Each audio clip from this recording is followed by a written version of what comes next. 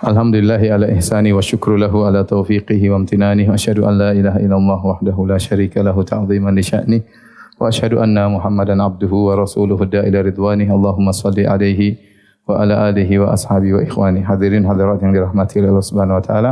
Kita masih melanjutkan tentang sejarah Bani Israel. Pada pertemuan terakhir bagaimana tentang akhir daripada kisah Nabi Yusuf alaihissalam, kemudian seluruh keluarganya, Nabi Yakub dan istrinya dan anak-anaknya semua berpindah dari Palestina untuk tinggal di Mesir. Kemudian berjalan dengan waktu sampai tiba di zaman Nabi Musa alaihissalam. Nah, zaman antara Nabi Yusuf hingga Nabi Musa alaihissalam ini ada khilaf di kalangan para ahli tarikh ya. Ada yang mengatakan cuma 1 kurun, ada yang mengatakan 4 kurun ya. Tidak ada penjelasan yang tegas ya.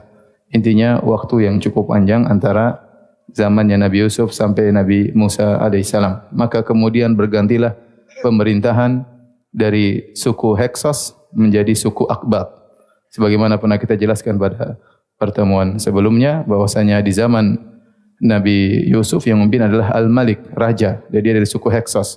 Kemudian akhirnya terjadi gejolak dan akhirnya direbut oleh suku Akbat yang pemimpinnya disebut dengan Fir'aun. Semua raja suku Akbat namanya Fir'aun ya. Fir'aun itu ibarat gelar raja atau presiden atau pemimpin dan yang lainnya.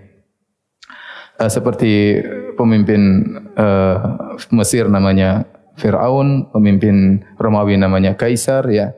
Pemimpin Persia namanya Kisra, pemimpin Habasyah namanya siapa namanya? Najasyi. Itu gelar. Nah, ketika Nabi Yusuf alaihissalam meninggal dunia, kemudian berubah pemerintahan, mulailah ya kemudian orang-orang Bani Israel diintimidasi karena mereka dikasih lahan khusus tempat mereka tinggal terpisah dengan suku Akbat. Mulailah mereka diintimidasi, diperbudak oleh Fir'aun dan bala tentaranya ya, sampai akhirnya Allah mentakdirkan lahirlah Nabi Musa alaihissalam. Disebutkan bahwasanya Fir'aun diberi umur panjang oleh Allah Subhanahu wa taala dan dia merasa tidak bakalan mati ya. Orang-orang sudah pada meninggal, dia masih hidup, sehingga kemudian dia semakin sombong dan angkuh. Akhirnya dia merasa dirinya adalah Tuhan ya. Tadinya dia merasa dirinya Tuhan Mesir, kemudian dia semakin meningkat menjadi Tuhan yang paling tertinggi di antara Tuhan-Tuhan yang ada ya. Namun qadarullah, Tuhan ini akhirnya ketakutan karena ada dukun yang kasih tahu bahwasanya akan lahir pada tahun tertentu seorang bayi dari kalangan Bani Israel yang akan menggulingkan singgasanamu. Akhirnya Tuhan ini pun ketakutan dan dia salah, dia percaya sama dukun. Tuhan kok percaya sama dukun? Intinya Nabi Musa alaihissalam, Musa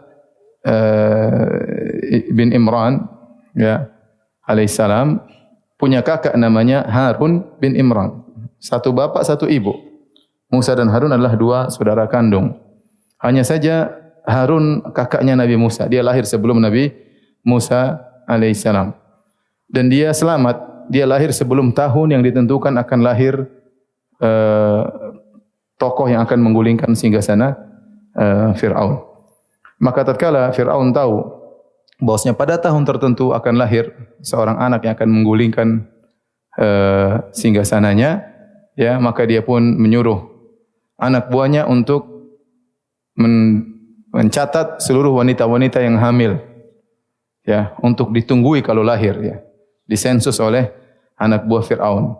Semua wanita-wanita yang hamil dari Bani Israel dicatat hamil. Berarti diperkirakan kapan lahirnya ya. Maka kalau begitu lahir ditungguin. Dulu enggak ada USG ya. Tungguin. Kalau keluar ternyata laki-laki langsung disembelih ya. Kata Allah, yudzabbihuna abna'akum wa yastahyuna nisa'akum. Bahwasanya Firaun dan bala tentaranya mereka membunuh anak-anak laki-laki kalian dan mereka membiarkan hidup anak-anak perempuan. Ditunggu, begitu lahir disembelih. Disebutkan bahwasanya tatkala ibunya Nabi Musa mengandung tidak ketahuan, perutnya tidak terlalu besar, tidak ketahuan sehingga dia lolos dari sensus yang dilakukan oleh Fir'aun dan bala tentaranya. Akhirnya ibunya Fir'aun kemudian mengandung, akhirnya tiba saatnya ibunya Nabi Musa mengandung, dan akhirnya setelah 9 bulan tiba saatnya lahirlah Nabi Musa alaihissalam. Maka keluarlah Nabi Musa, mulailah Nabi Musa mengeluarkan suara, namanya anak baru lahir, dan ini sangat mengkhawatirkan, ya. Maka ibunya pun ketakutan, ya. Kata Allah Subhanahu wa taala, an ardhi'ih. Allah memberi ilham kepada ibunya Nabi Musa untuk menyusui Nabi Musa. Begitu lahir, segera disusui oleh ibunya Nabi Musa. Ini susuan ini ada manfaatnya, ya. Sehingga Nabi Musa mengenal bagaimana rasa air susu ibunya, ya. An ardhi'ih. Kemudian kata Allah, fa idza khifti, ya, kalau kau khawatir, ya, fa alqihi fil yammi. Lemparkanlah dia ke dalam masukkan dalam keranjang dan lemparkanlah ke sungai Nil, ya. Wala tahzani, la takhafi wala tahzani, jangan kau takut, jangan kau bersedih. Inna radduhu ilaiki wa ja'iluhu minal mursalin. Kata Allah, kami akan mengembalikan putramu tersebut kepada engkau wahai sang ibunda, dan kami akan menjadikan dia termasuk dari para rasul yang kami akan utus, ya. Dalam ayat yang lain kata Allah Subhanahu wa taala, "Idz auhayna ila ummika ma yuha an ikdhifihi fit tabuti faqdhifihi fil yammi falyulqihi al yammu bis sahil ya'khudhu aduwwun li wa aduwwullah." Kemudian kata Allah, masukkan ke dalam keranjang, maka dilemparkanlah Nabi Musa, ya, di atas sungai Nil, maka berjalan Nabi Musa di atas sungai tersebut, di atas dalam keranjang tersebut. Subhanallah, ternyata qadarullah, Allah mentakdirkan imra'atu Fir'aun, istrinya Fir'aun, sudah lama menikah dan tidak punya anak, sehingga dia punya kerinduan untuk memiliki seorang anak, ya. Kemudian ternyata sungai Nil melewati pelataran istana Fir'aun. Maka dari kejauhan istrinya Fir'aun melihat kok ada keranjang, ya, berjalan di sungai Nil. Subhanallah, Allah yang jaga, ya. Allah yang buat dia melihat keranjang tersebut. Kemudian dia pun tertarik dan dia pun lihat ternyata ada anak bayi. Ada anak bayi dalam keranjang tersebut. Kata Allah, wa alqaitu alaika mahabbatan minni. Kami lemparkan rasa cinta kepada dirimu wahai Musa. Semua orang lihat Nabi Musa jatuh cinta sama Nabi Musa alaihissalam. Termasuk istrinya Fir'aun. Begitu istrinya Fir'aun, ya, kata Allah, faltaqatahu alu fir'auna liyakuna lahum aduwan wa hazanan. Maka Musa pun dipungut oleh istrinya Fir'aun, ya. Kemudian dia pun begitu melihat Musa, istrinya Fir'aun pun jatuh cinta. Ini anak menyenangkan istrinya Fir'aun. Akhirnya datang Fir'aun, mungkin istrinya panggil, "Mas, lihat dulu, Mas." Mas Fir'aun datang, lihat ternyata ini badannya coklat, bukan seperti Akbat. Suku Akbat kulitnya putih-putih. Ya, adapun suku Bani Israel kulitnya coklat, ya. Ini bukan suku kita. Ini anak dari Bani Israel, harusnya dibunuh.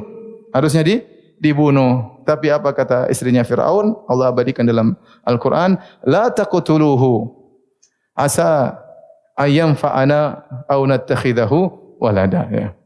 Ya, kata istrinya, jangan kau bunuh dia wahai suamiku. Bisa jadi ini anak bermanfaat bagi kita di kemudian hari, dan bisa jadi dia kita angkat sebagai anak angkat kita. Akhirnya Fir'aun pun nurut sama istrinya, ya. Saya sering sampaikan, Fir'aun saja nurut sama istri, apalagi antum, ya. Ini Fir'aun yang bengis luar biasa sama istrinya, "Mas, jangan bunuh dia, Mas." "Oh iya, enggak jadi." Masya Allah, itu Fir'aun yang ngaku sebagai apa? Tuhan, ya. Ini pelajaran bagi jomblo, ya. Jangan sedikit-sedikit ngomel-ngomel sama istri. Akhirnya Musa pun dipungut oleh istrinya Fir'aun. Dan ada khilaf, siapakah istrinya Fir'aun ini? Sebagian ulama mengatakan dia bukan Asia bintu Muzahim, sebagian ulama mengatakan dialah Asia bintu Muzahim yang Allah sebutkan dalam surat At-Tahrim tentang istri Fir'aun yang beriman, yang akhirnya meninggal disiksa oleh Fir'aun di kemudian hari karena beriman kepada Nabi Musa alaihi salam, ya. Yang dirajihkan oleh Ibnu Hajar rahimahullah dalam Fathul Bari, dialah Asia bintu Muzahim. Yang kata Nabi sallallahu alaihi wasallam, "Kamula minar rijal katsir." Banyak lelaki yang sempurna, walam yakmul minan nisa. Adapun wanita yang sempurna tidak banyak. Di antaranya, ya, Asia bintu Muzahim. Di antaranya wanita yang sempurna adalah Maryam bintu Imran, ya. Ini wanita yang sempurna. Di antaranya Asia bintu Muzahim. Dan ini diriwayatkan oleh Ibnu Hajar, dialah Asia bintu Muzahim yang akhirnya disiksa oleh Fir'aun.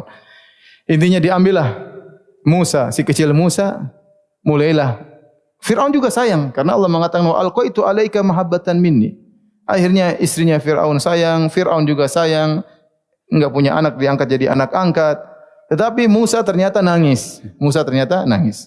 Disebutkan dilepaskan di pagi hari. Musa dilepaskan di sungai Nil di pagi hari, mungkin ketemu di waktu duha sama istrinya Fir'aun. Akhirnya Musa pun bikin heboh, nangis.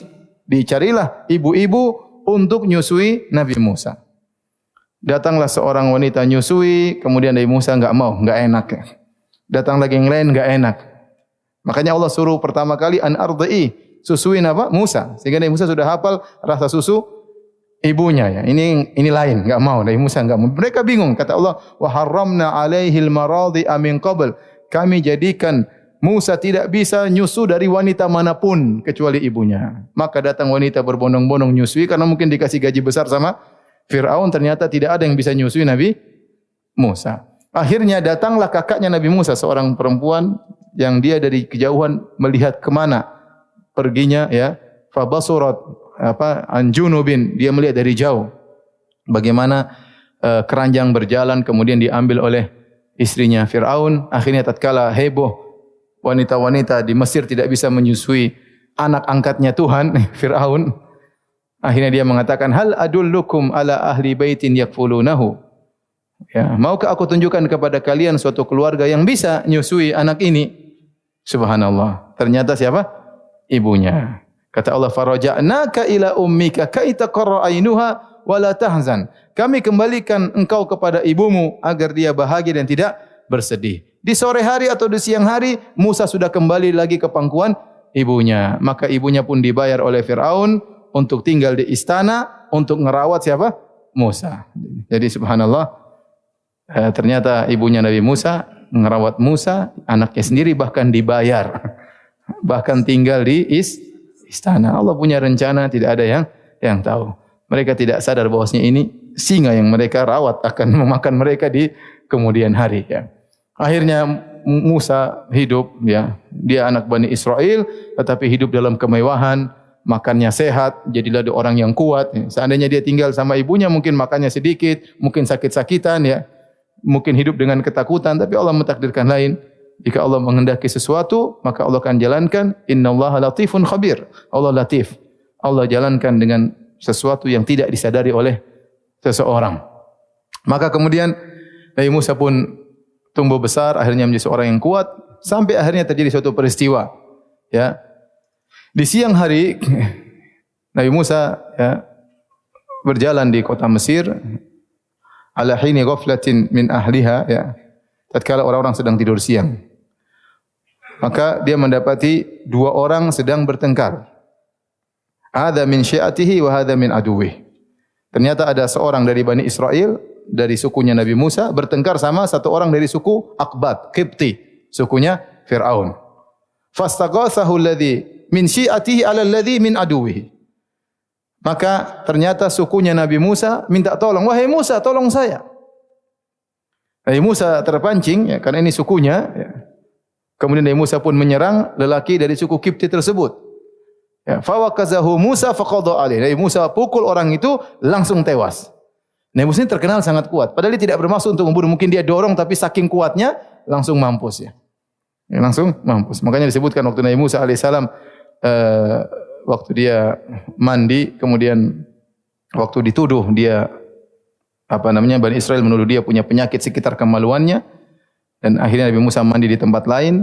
Allah kemudian Nabi Musa meletakkan bajunya di batu, ya, sementara Bani Israel mandi di areal yang lain. Tiba-tiba batunya terus berjalan. Nabi Musa pun naik, tidak berpakaian sama sekali, mengejar batu tersebut. Waktu mengejar batu tersebut melewati murid-muridnya yang nuduh dia kemaluannya bermasalah ya. Ini kurang ajarnya Bani Israel. Ustadznya dituduh macam-macam. Intinya nanti akan kita sebutin insyaallah. Intinya Nabi Musa mengatakan, ya hajar thawbi, wahai batu, bajuku, batu jalan terus. Akhirnya Nabi Musa pukul. Pung, kelihatan bekas pukulan Nabi Musa di batu tersebut. Bayangkan betapa kuatnya Nabi Musa. Kalau kita mukul, kelihatan bekas batu di tangan kita.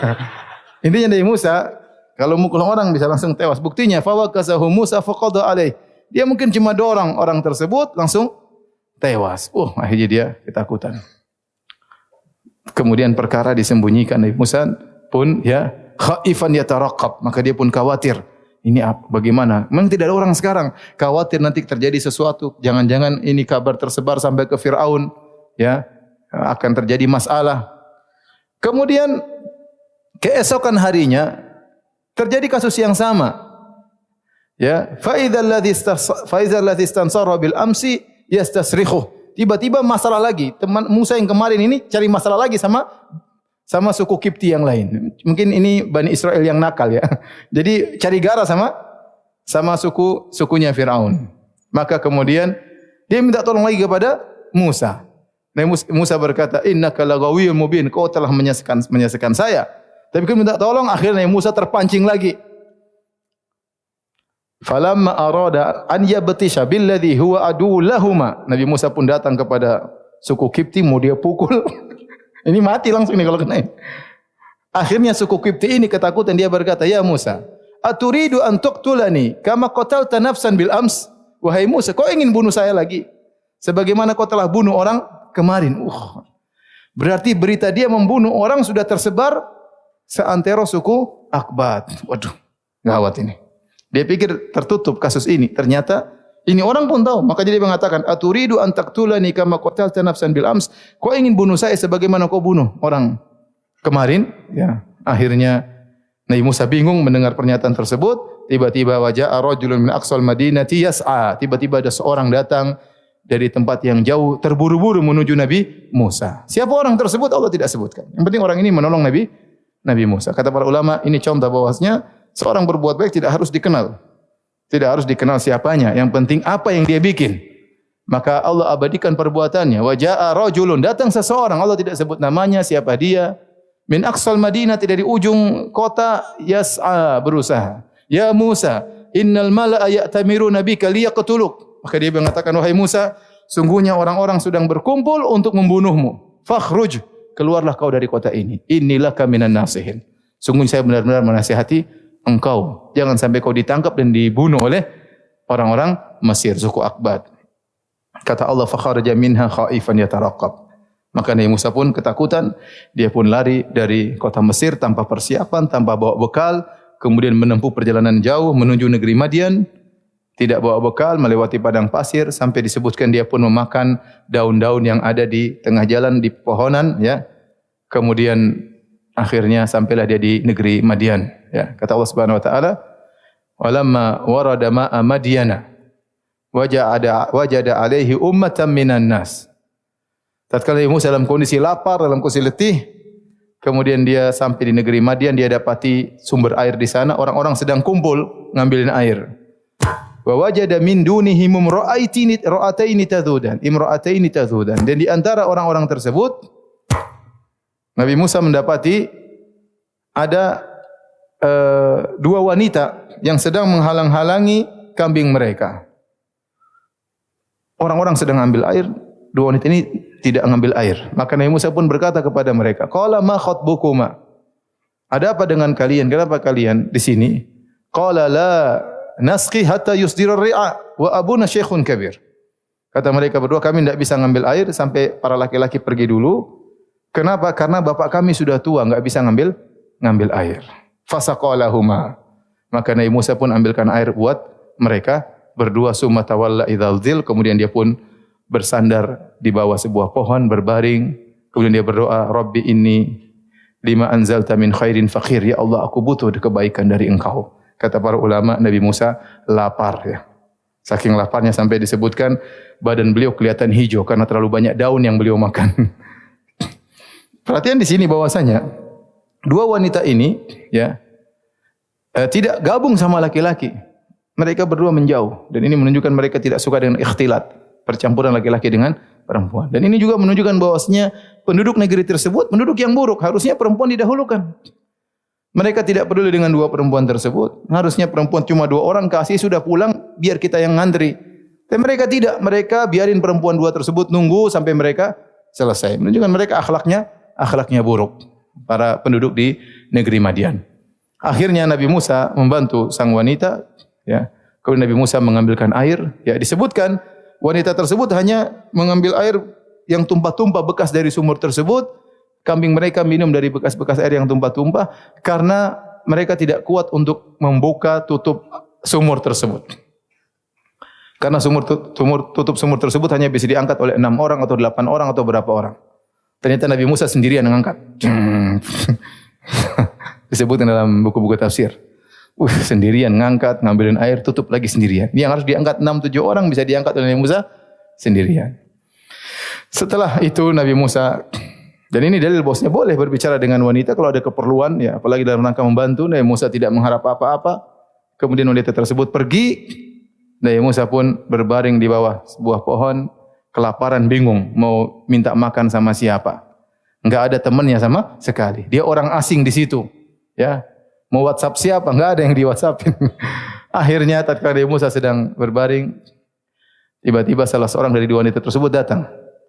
Faja'at ihdahuma tamshi ala istihya. Tiba-tiba datang salah seorang dari dua wanita tersebut datang dengan malu-malu menuju Nabi Musa. Dia berkata, "Inna abi yad'uk liyajziyaka ajra ma saqaita lana." Wahai Musa, sungguhnya bapak kami mengundangmu ke rumah untuk memberi upah atas perbuatan baikmu kepada kami. Ya, Nabi Musa mau, lapar dia. Yang dia bilang, "Enggak, saya ikhlas, enggak." Lapar. Jadi kata para ulama, kalau seorang, ya, tatkala beramal soleh, niatnya ikhlas, tidak mengharap dunia, tahu-tahu Allah kasih dunia, tidak apa-apa, dia terima. Ya, tetapi dia berusaha tatkala dia beramal soleh, niatnya bukan untuk apa? Dunia. Adapun dunia datang setelah itu, dia terima. Seperti Nabi Musa alaihissalam. Ya. Dia lapar, mau apa boleh buat. Diundang, mungkin ini dikabulkan doa oleh Allah Subhanahu Wa Taala. Maka dia pun berangkat bersama wanita tersebut menuju rumah bapaknya. Akhirnya, ya,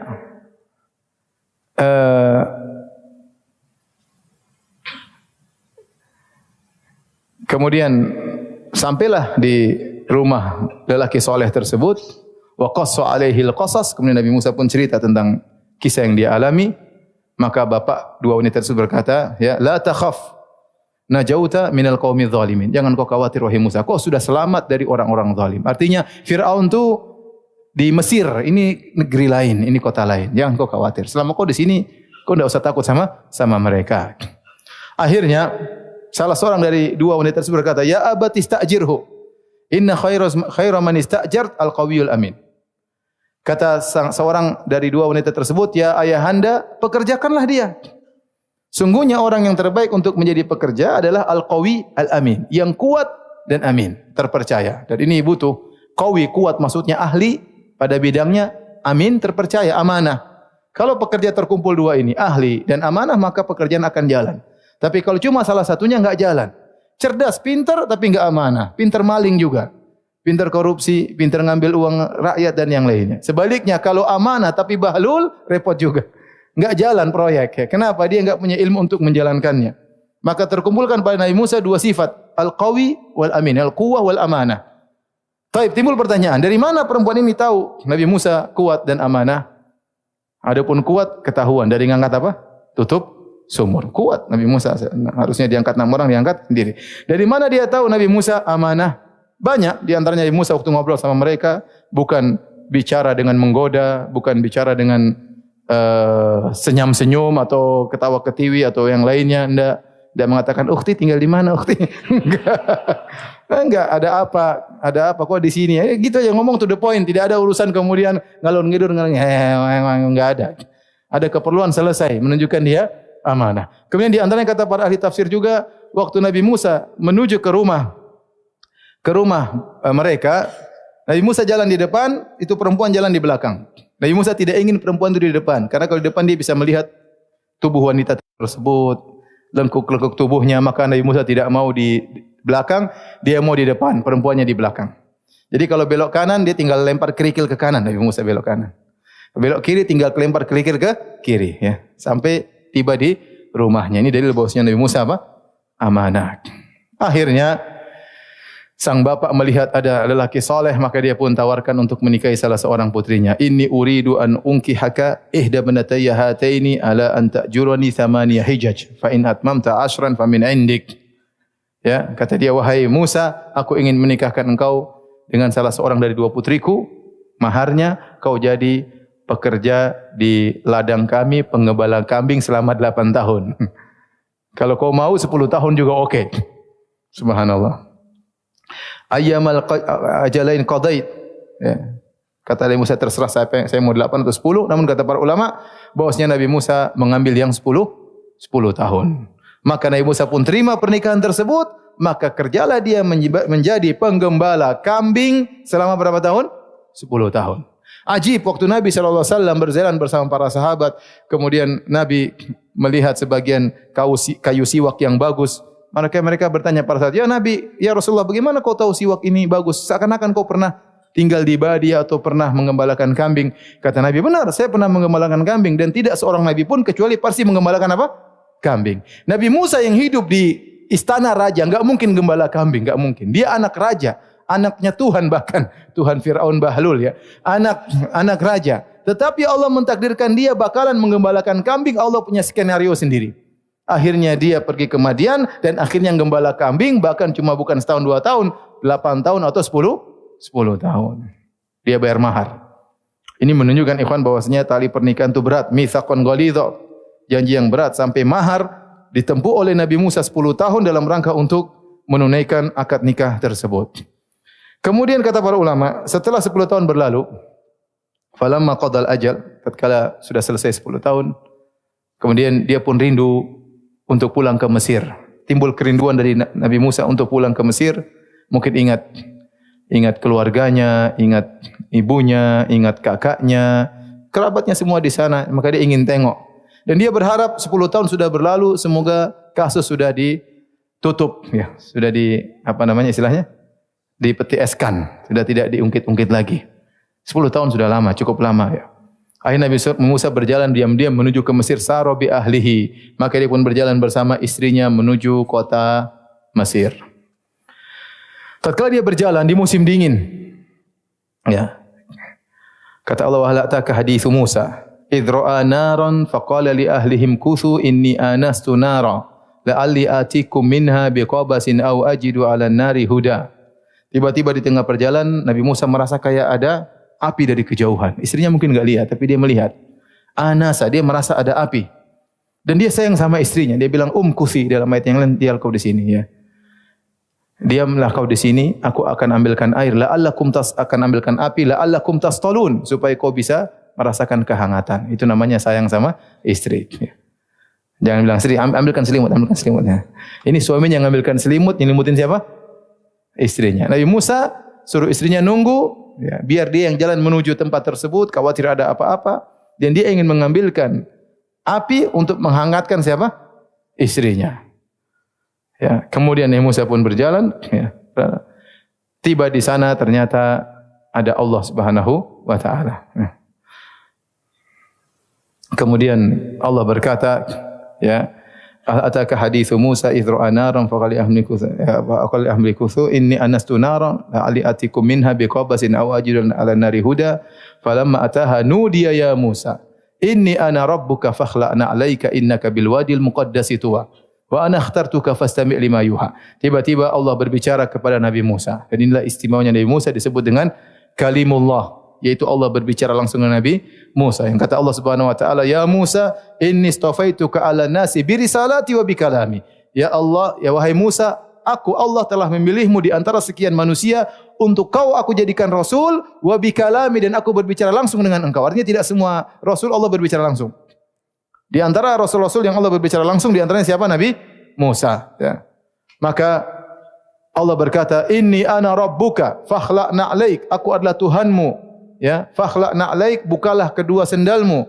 Innaka bil wadil muqaddasi tuwa, sungguhnya kau sedang berada di suatu lembah yang suci. Wa ana ikhtartuka fastami' lima yuha, dan sungguh engkau telah kami pilih, telah aku pilih. Kata Allah Subhanahu wa taala, "Fastami' lima yuha." Maka dengarkanlah apa yang akan diwahyukan kepadamu. Allah suruh Nabi Musa siap-siap untuk mendengar wahyu. Innani anallahu la ilaha illa ana fa'budni wa aqimis salata li dzikri. Sungguhnya aku adalah Allah, tidak ada yang berhak disembah kecuali aku.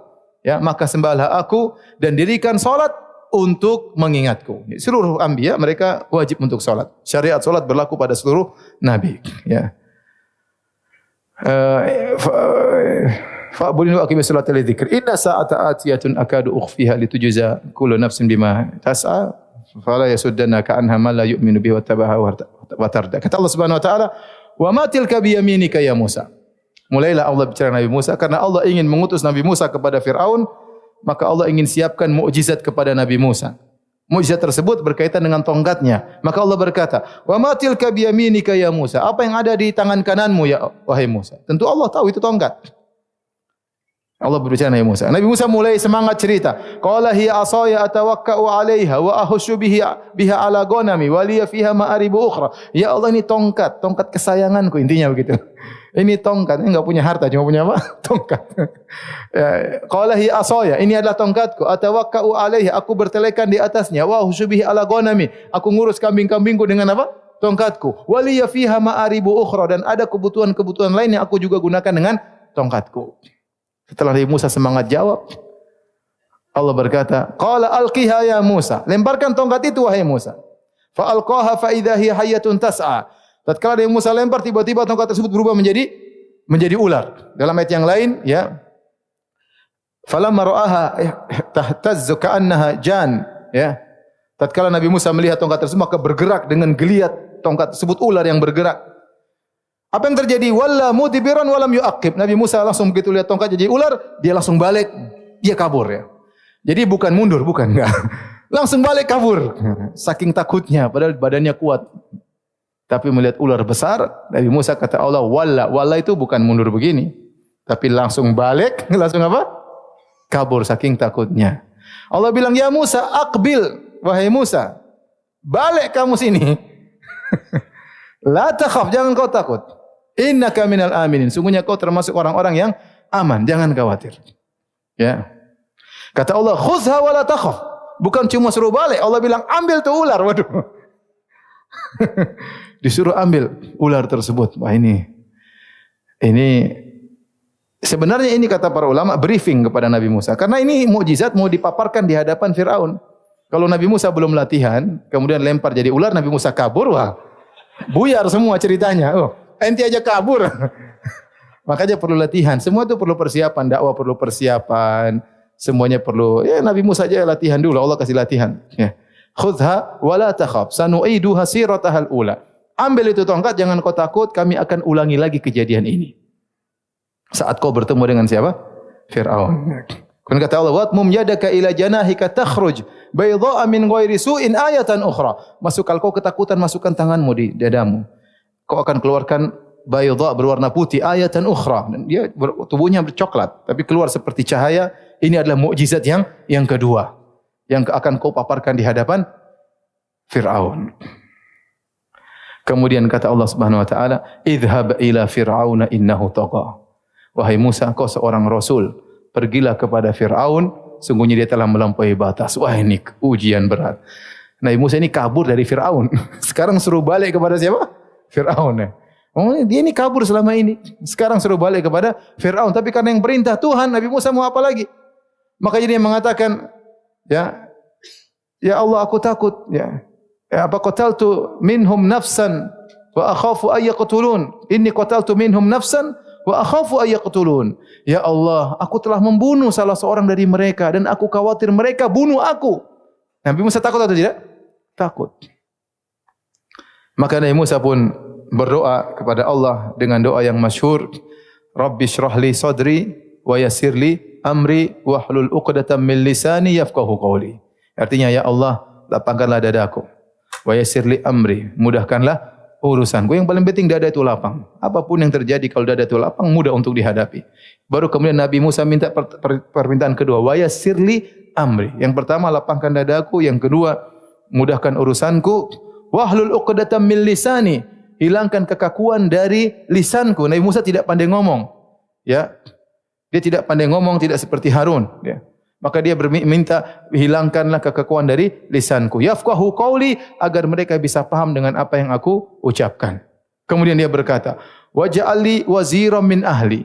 Ya Allah, jadikanlah Harun sebagai rasul pendampingku.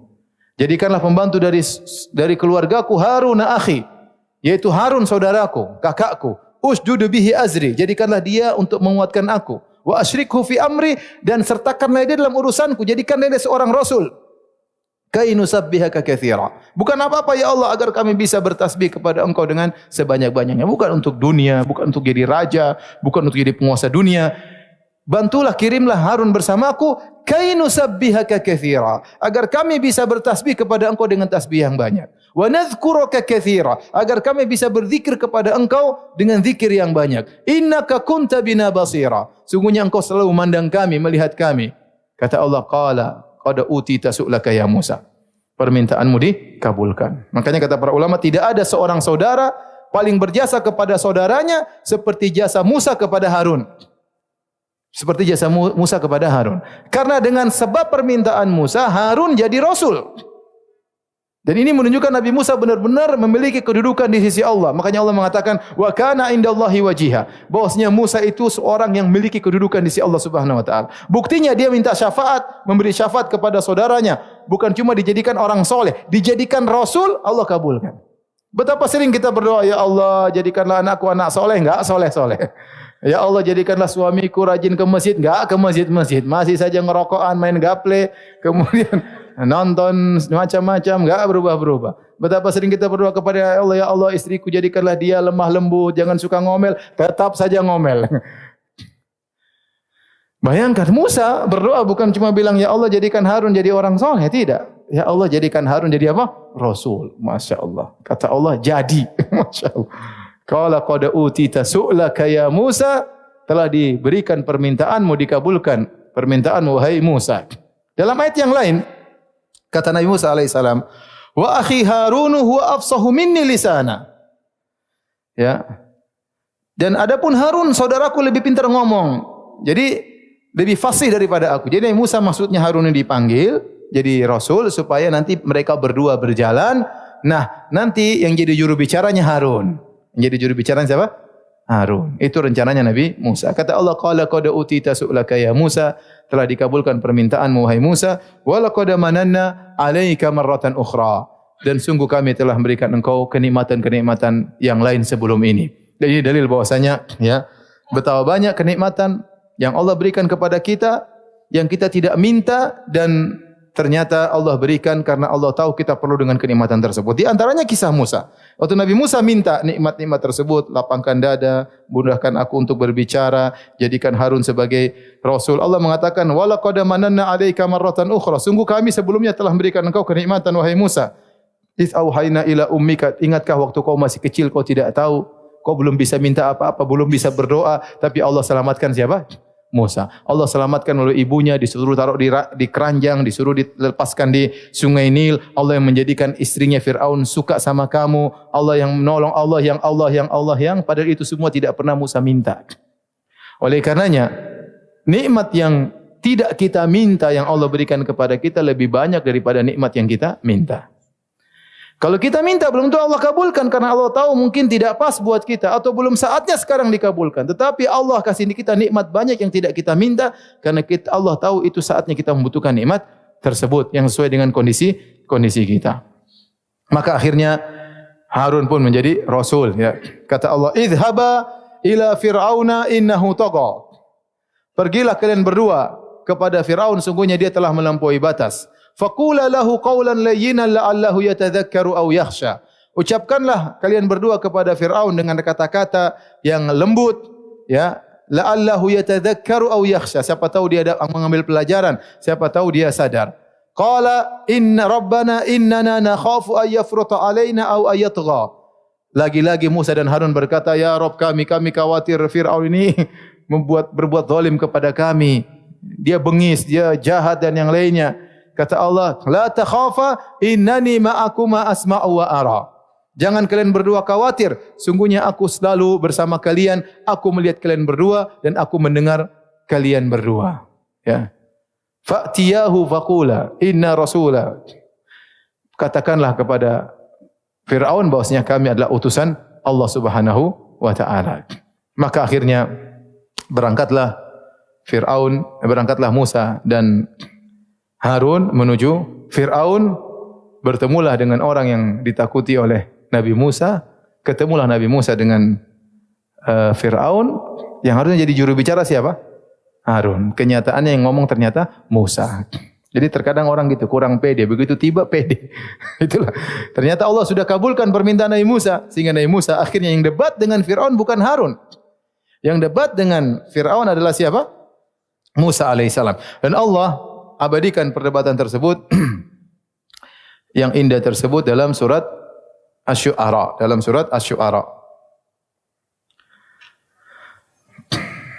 Saya carikan ya.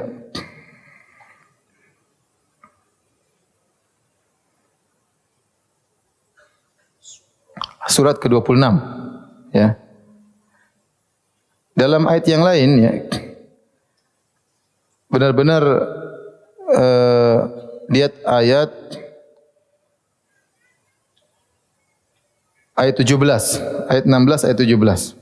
16 ayat 17 ya. Kata Allah Subhanahu wa taala surat 26 ayat 16, "Fa'tiya fir'auna faqula inna rasulu rabbil alamin."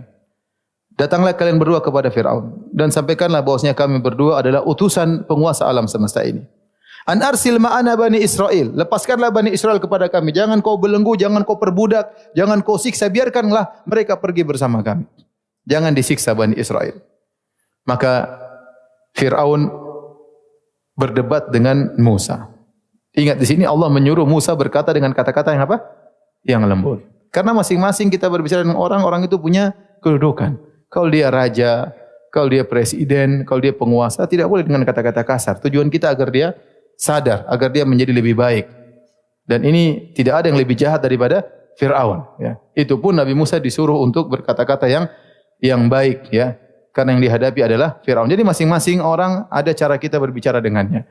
Mungkin orang biasa lain lagi, anak-anak lain lagi, penguasa lain lagi. Ya. Tidak disamakan cara kita berdakwah kepada mereka. Masing-masing punya fun, punya metode tersendiri. Oleh kerana orang masuk dalam dakwah dia harus punya ilmu tentang bagaimana asnafal mad'uin, tentang orang-orang yang dia hadapi.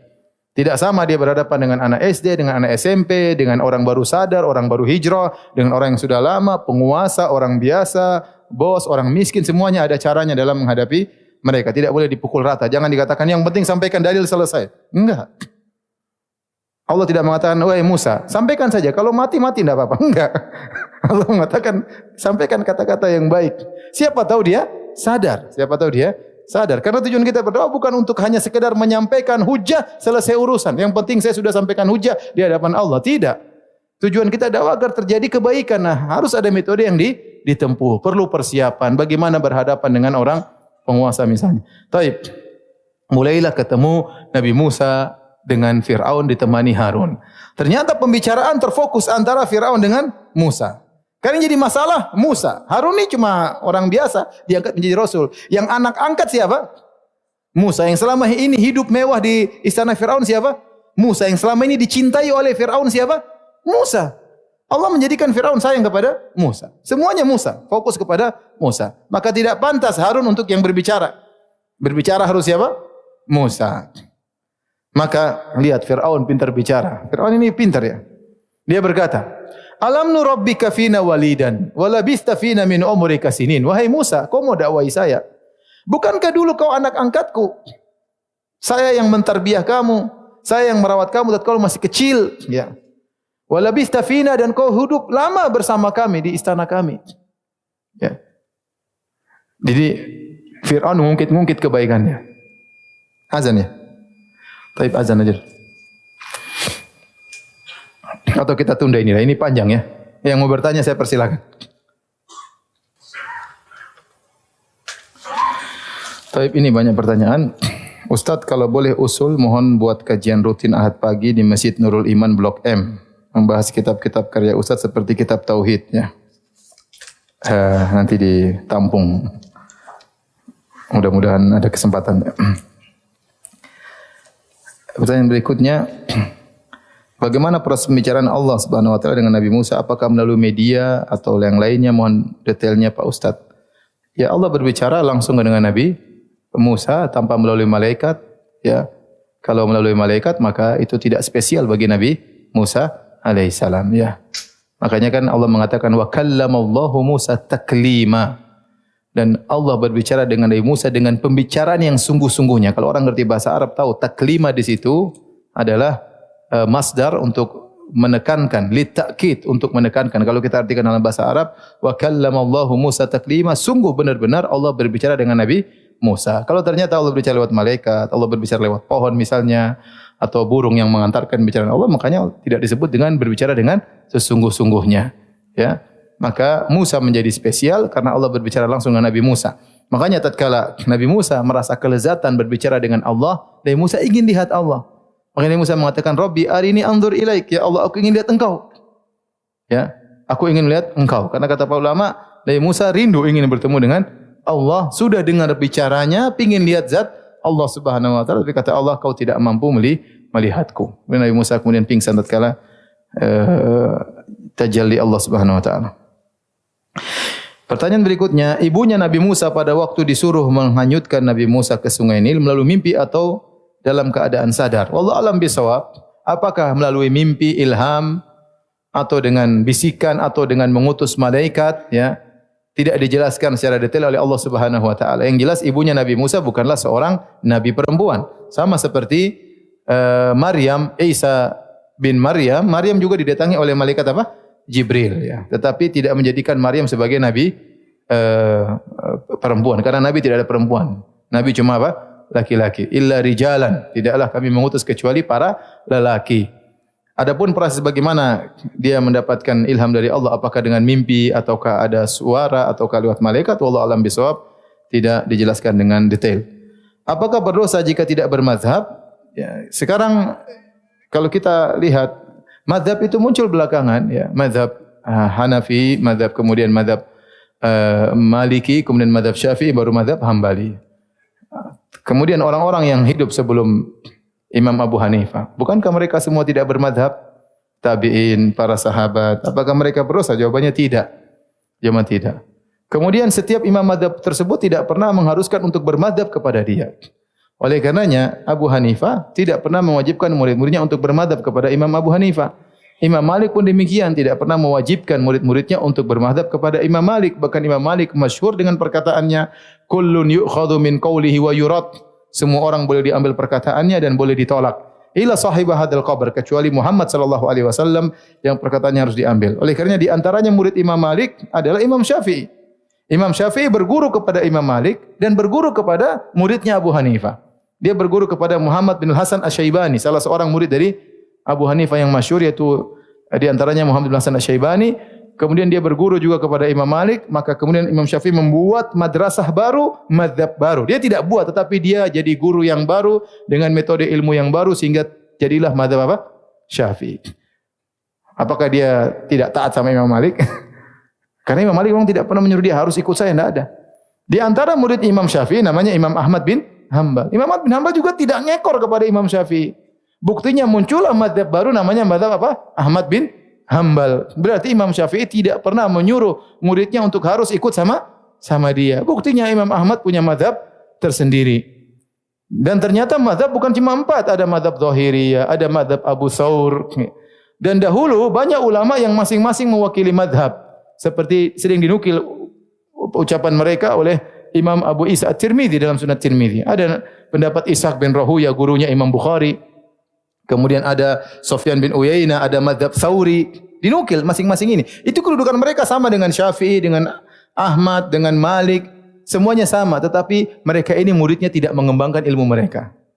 Ishaq bin Rahuya tidak ada ilmunya yang dikembangkan, dilanjutkan, sehingga begitu saja tinggal pendapat mereka namun tidak berkembang. Berbeda dengan Imam Abu Hanifah, Imam Malik, Imam Syafi'i, Imam Ahmad, murid-muridnya mengembangkan ilmu mereka sampai jadilah suatu apa? Mazhab. Padahal mereka tidak pernah buat namanya pertemuan, ayo kita bikin mazhab. Enggak, tapi itu berjalan dengan natural, dengan sendirinya. Karena ilmunya berkembang, maka ini metode Imam Syafi'i, metode Imam Ahmad, metode Imam Malik, metode Imam Abu Hanifah misalnya. Al-Imam Al-Bukhari sendiri tidak bermazhab. Ya, sering menyelisih. Banyak orang mengatakan dia mazhab Syafi'i. Ternyata dalam masalah fikih dia banyak menyelisih Imam Syafi'i. Nampak dari judul-judul yang beliau buat dalam Sahih Bukhari. Mau dikatakan mazhab Hambali juga tidak. Beliau banyak menyelisih juga mazhab Hambali. Sampai dikatakan dia punya mazhab sendiri. Imam Al-Bukhari. Menunjukkan tidak wajib untuk bermadhab. Tetapi orang kalau belajar fikih dianjurkan bermadhab terlebih dahulu dalam rangka untuk memudahkan belajar. Dalam rangka untuk memudahkan apa? Belajar. Seandainya ada seorang dia menguasai kitab fikih tertentu, apa mazhab Hambali atau mazhab Syafi'i atau mazhab Maliki, bagus. Setelah itu baru kemudian dia melebar kepada yang lainnya, itu mempermudah dia untuk belajar agama. Namun tidak dikatakan apa? Wajib. Sebagian ulama pindah mazhab. Di antara yang terkenal pindah mazhab adalah Ibnu Daqiqil Aid. Ibnu Daqiqil Aid tadinya bermazhab Maliki, kemudian pindah ke mazhab Syafi'i. Namun dalam syarah beliau terhadap Umdatul Ahkam, sebagaimana saya sering baca dahulu, beliau terkadang menyelisih Imam Malik dan beliau terkadang menyelisih Imam Syafi'i. Kata beliau, Imam Syafi'i berkata demikian dan dia menyelisih. Demikian juga jangankan Ibnu Daqiqil Aid, muridnya langsung Imam Syafi'i, Al-Muzani, menukil perkataan Imam Syafi'i kemudian dia bantah perkataan Imam Syafi'i. Jadi sebenarnya mazhab itu adalah mempermudah untuk apa? Belajar, namun tidak dikatakan apa? Wajib. Nanti ada seorang berkata, kamu kalau sudah mazhab Syafi'i, solatmu, nikahmu, semuanya harus benar apa? Syafi'i. Gerakan solatmu juga, ini tidak benar. Mana dalilnya seperti itu? Kalau Imam Syafi'i Nabi, oke. Kalau Imam Syafi'i bukan Nabi, dia tidak lebih hebat daripada imam yang lain. Maka semuanya ditimbang dengan apa? Al-Quran dan sunnah. Tetapi tidak boleh juga kita sebaliknya kemudian menentang mazhab. Enggak benar bermadzhab itu juga salah. Karena para ulama ahlu sunnah mereka juga bermadzhab. Tapi mereka tidak fanatik mazhab. Contoh, Syekh Utsaimin mazhabnya apa? Hambali. Ibnu Taimiyah mazhabnya apa? Hambali. Muhammad bin Abdul Wahhab yang dibilang Wahabi mazhabnya apa? Hambali. Ya. Syekh bin Baz mazhabnya apa? Hambali. Banyak yang bermadzhab Hambali. Imam Syafi'i ya mazhabnya Syafi'i, dan banyak ulama demikian ya. Jadi silakan bermadzhab. Mazhab itu metode mempermudah untuk belajar. Tidak boleh kita tentang dan juga tidak boleh kita wajibkan. Boleh bermadzhab, yang tidak boleh adalah fanatik. Baik, demikian saja kajian kita. Mohon maaf banyak pertanyaan tidak bisa dijawab, kekurangan ilmu dan waktu. Insyaallah kita tunda 2 minggu lagi. Subhanakallah bihamdik asyhadu an la ilaha illa anta astaghfiruka wa atubu ilaik. Assalamualaikum warahmatullahi wabarakatuh.